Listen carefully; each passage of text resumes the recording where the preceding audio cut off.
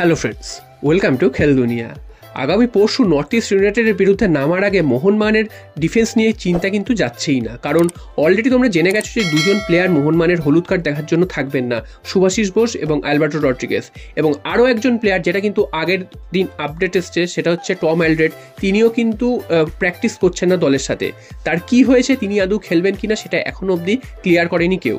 তবে যেটা জানা যাচ্ছে, টম অ্যালড্রেডের কিন্তু শারীরিক একটু অসুস্থতা রয়েছে, তাই জন্য তিনি প্র্যাকটিস করছেন না দলের সাথে। তবে তিনি টিমের সাথে থাকছেন এবং টিমের প্র্যাকটিস দেখছেন, তবে মাঠে নেমে কিন্তু প্র্যাকটিস করছেন না। তো এমনিতেই দুজন গুরুত্বপূর্ণ প্লেয়ার নেই, তার উপর যদি টম অ্যালড্রেডও না থাকেন, সেক্ষেত্রে মোহনবাগান ডিফেন্সের অবস্থা কিন্তু খুবই খারাপ হয়ে যাবে। এবং মোহনবাগানের ডিফেন্সে একটা নড়বড়তা এতদিন ছিল, আমরা দেখে এসেছি। তবে লাস্ট 4-5-6টা ম্যাচে যদি দেখে থাকি, তাহলে সেখানে দেখা যাবে যে মোহনবাগান ডিফেন্স কিন্তু অনেকটাই সাজিয়ে গুছিয়ে নিয়েছিল। তো হঠাৎ করে দুজন প্লেয়ার পরপর অফ হয়ে যাচ্ছে একটা ম্যাচে, সেটার একটা বড় ধাক্কা বটেই।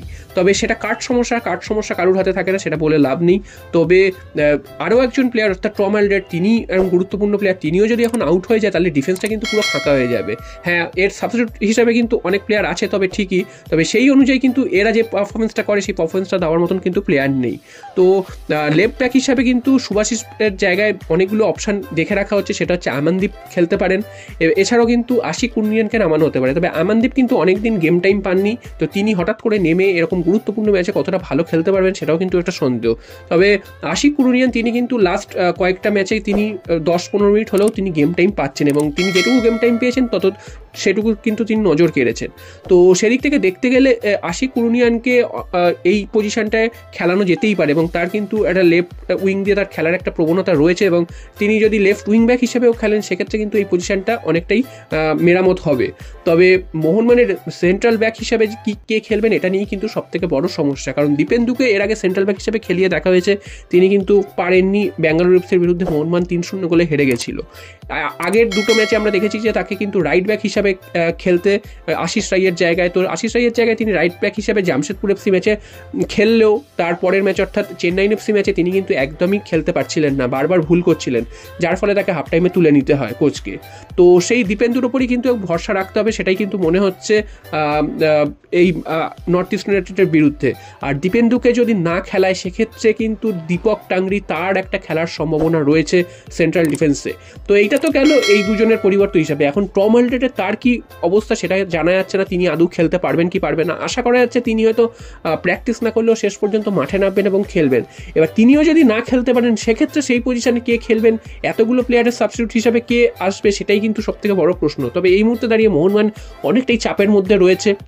যদিও মোহনবাগান পজিশন অনুযায়ী 1 নম্বরে রয়েছে, এবং ব্যাঙ্গালোর এফসি আগের ম্যাচটা হেরে যাওয়াতে মোহনবাগানের আরও সুবিধা হয়েছে যে একটা ম্যাচ কম খেলে ব্যাঙ্গালোর এফসির সাথে একই পয়েন্টে রয়েছে এবং 1 নম্বরে রয়েছে, এবং পরের ম্যাচটা জিতলে কিন্তু 3 পয়েন্টের একটা ডিফারেন্স তৈরি করতে পারবে।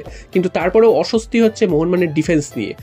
একটা ছন্দে চলে এসেছিল টিম, সেইখান থেকে হঠাৎ দাঁড়িয়ে দুজন গুরুত্বপূর্ণ প্লেয়ার নেই, এবং টম অ্যালড্রেডেরও কী হয়েছে সেটা বোঝা যাচ্ছে না। সব মিলিয়ে ডিফেন্সটা কিন্তু একটা বড় সমস্যার, এবং নর্থ ইস্ট ইউনাইটেড আগের ম্যাচটা হেরে রয়েছে, তাই তারা চাইবে এই ম্যাচটা যেভাবেই হোক জিততে, এবং তাদের এটা হোম ম্যাচ।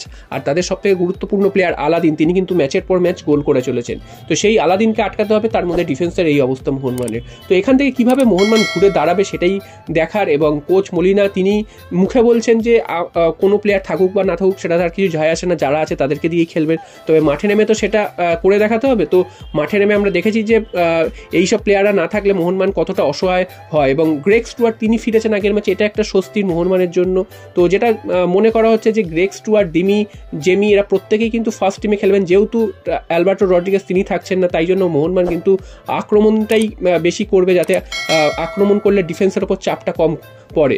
তো এইভাবেই কিন্তু মোহনবাগান একটা ছক করার চেষ্টা করছে, দেখা যাক শেষ পর্যন্ত কি হয়। তবে আশা করা যাচ্ছে টম অ্যালড্রেড হয়তো শেষ পর্যন্ত মাঠে নামবে। তো ফাইনাল আপডেট কিন্তু কালকেরই আসবে, এবং বোঝা যাবে যে টম অ্যালড্রেড আদৌ খেলতে পারবেন কি পারবেন না।